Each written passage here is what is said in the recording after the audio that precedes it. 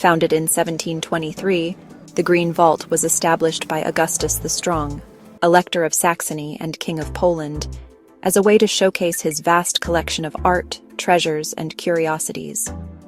Augustus was a patron of the arts and an avid collector, and he wanted to display his collection in a way that would impress both his contemporaries and future generations.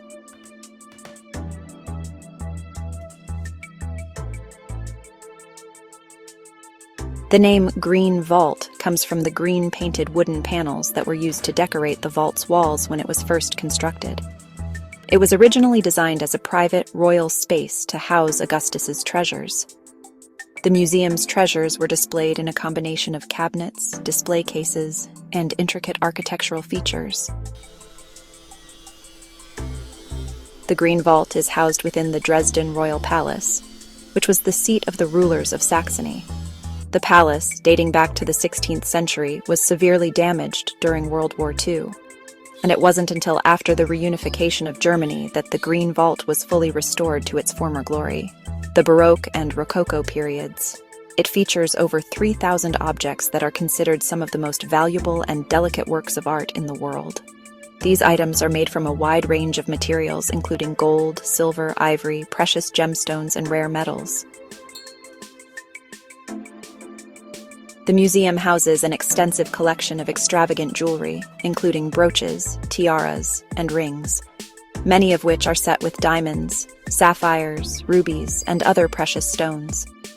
One of the most famous pieces is the Dresden Green Diamond, a 41-carat green diamond that is one of the largest of its kind in the world.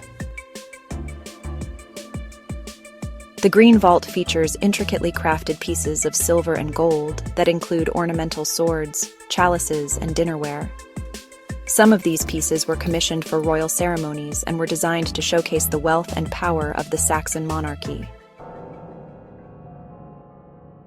One of the most fascinating aspects of the collection is its Meissen porcelain and miniature figurines. These delicate works of art demonstrate the height of craftsmanship in the 18th century, with highly detailed depictions of animals, flowers, and court scenes. Some of the most famous objects in the museum include Johann Melchior Dinglinger's goldwork. Dinglinger, a court jeweler, created exquisite pieces such as the Princess of the East, a golden figure, and the Golden Orient, an elaborate gold and ivory cabinet featuring scenes of the Orient. These items are particularly valuable due to their historical and artistic significance. The Green Vault's design and the way its treasures are displayed are themselves remarkable. The museum is divided into two sections: Historic Green Vault. This part contains the original treasures and maintains its Baroque-style design. The rooms are opulently decorated with gilded ceilings, rich tapestries, and intricate woodwork. The treasures are housed in ornate cabinets and cases, meticulously arranged to showcase the grandeur of Augustus's collection. Opened in 2006, this section of the museum was built to display more delicate items and provides a more modern, yet equally impressive setting for the museum's treasures. The new Green Vault's design focuses on security, with climate-controlled environments to preserve delicate artifacts, and its minimalist design contrasts with the Baroque opulence of the historic Green Vault.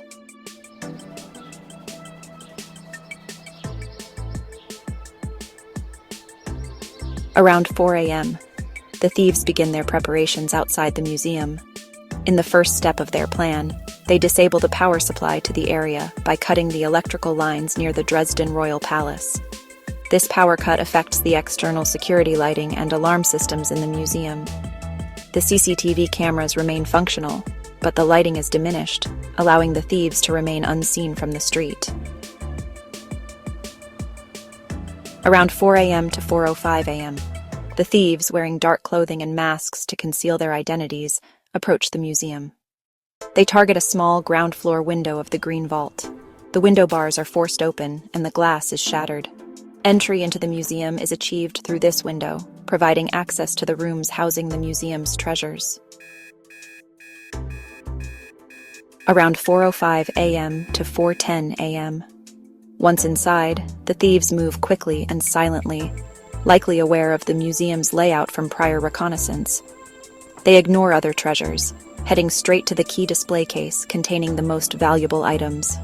They target an 18th century display case that houses a collection of diamond-encrusted jewelry and other priceless treasures. The glass display case is smashed open with a tool, possibly an axe or crowbar.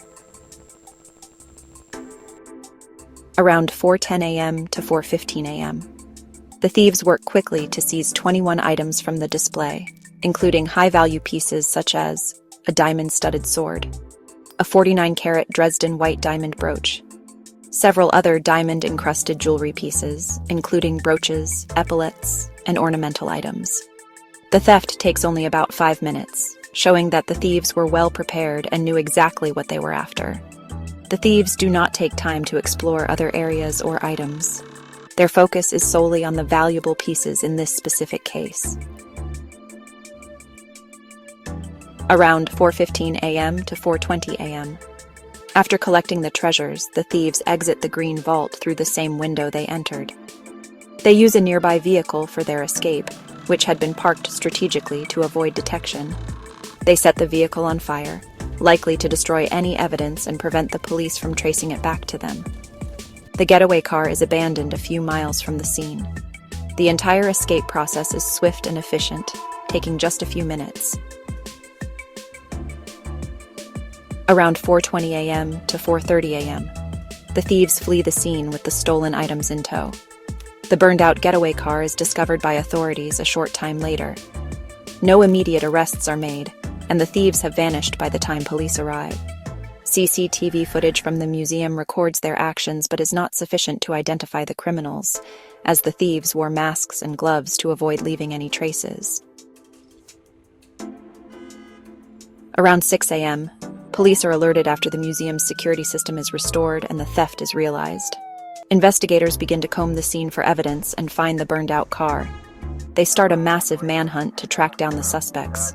Surveillance footage from inside the museum is reviewed, showing the thieves in action. However, the footage is grainy, and the thieves' faces are obscured by masks.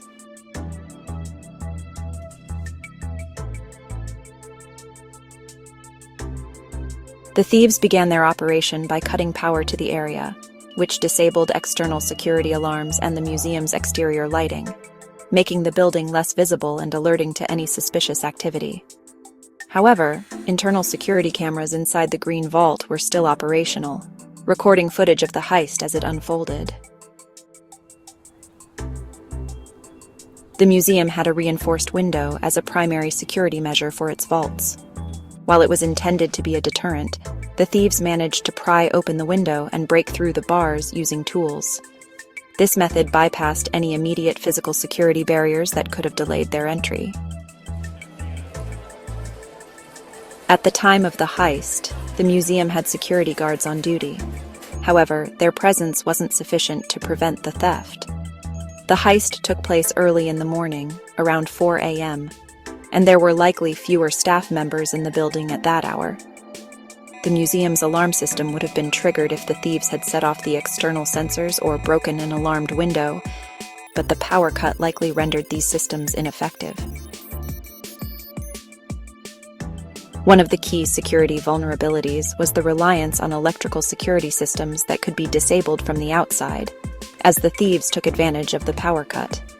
While the internal cameras recorded the heist, the thieves moved quickly, and it seems the museum's security infrastructure didn't allow for a quick enough response to stop them.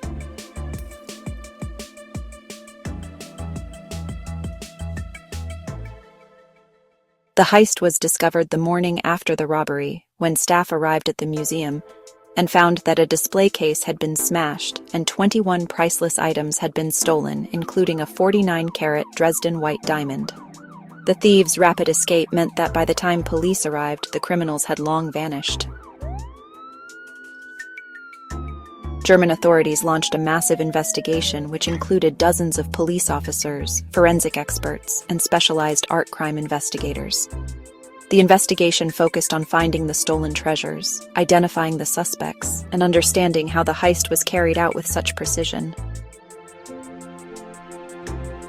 The items stolen were among the most valuable in the world, with an estimated worth of over 1 billion euros. These included diamond jewellery, such as brooches, epaulettes, and the Dresden White Diamond. There were also precious swords and ornamental items, like a sword encrusted with diamonds and other jewels, showcasing the height of European craftsmanship in the 18th century. Additionally, there were gold work and delicate artifacts, items made from gold, silver, ivory, and precious stones, many of which were centuries old. The thieves set fire to their getaway car after the robbery, a tactic used to destroy any potential evidence. The car was found burned a few miles from the royal palace. This tactic made tracing the vehicle more difficult, but didn't stop investigators from gathering key evidence. The museum's CCTV cameras captured the thieves' movements inside the vault, though the footage was grainy and obscured by masks. Despite these challenges, authorities were able to piece together critical details of the thieves' actions. The investigators worked with the DNA evidence recovered from the crime scene.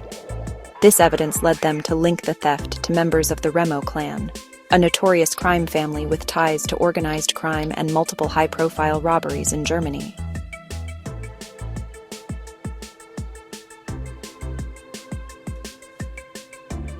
The Remo clan is a family of criminals based in Berlin, with a history of involvement in high-stakes heists, particularly targeting jewels, art, and other valuable goods.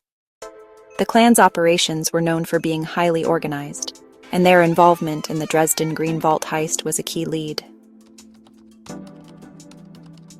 German authorities worked to track down the suspects, relying on surveillance footage from nearby areas, DNA analysis, and links to other criminal activities.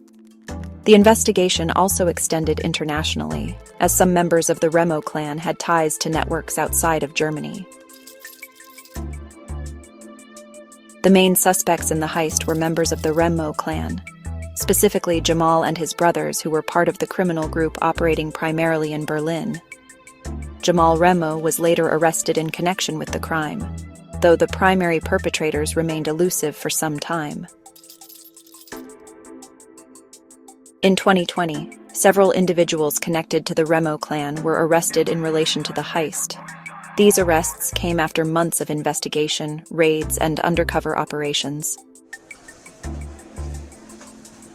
In 2022, several members of the Remo clan were charged with involvement in the theft. Jamal Remo and his brothers were convicted in connection with the crime, though the exact roles they played in executing the heist are still debated. Many of the stolen items were believed to have been either hidden or melted down for resale in the underground market.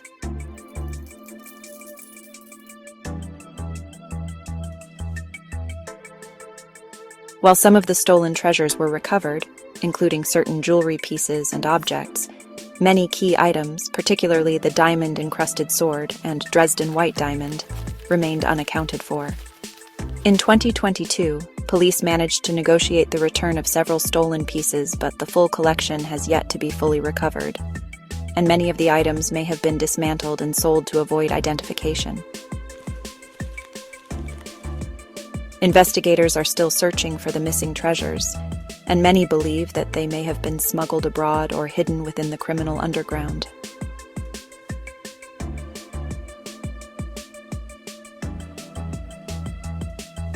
The theft was one of the largest and most high-profile art heists in modern history. The loss of such significant cultural treasures was a blow to Germany's cultural heritage, as well as to the global art community. The Green Vault remains closed to the public for some time after the heist, to allow for further investigation and to reinforce its security systems. In response to the heist, the museum has since upgraded its security measures and implemented stricter protocols for protecting its valuable collections. The use of state-of-the-art surveillance and physical barriers has been enhanced to prevent future incidents.